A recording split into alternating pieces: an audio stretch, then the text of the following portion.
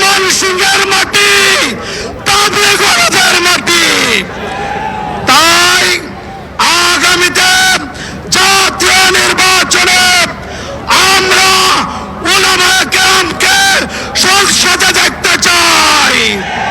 আল্লাহ রাব্বুল আলামিন একসাথে থাকার তৌফিক দান করুন।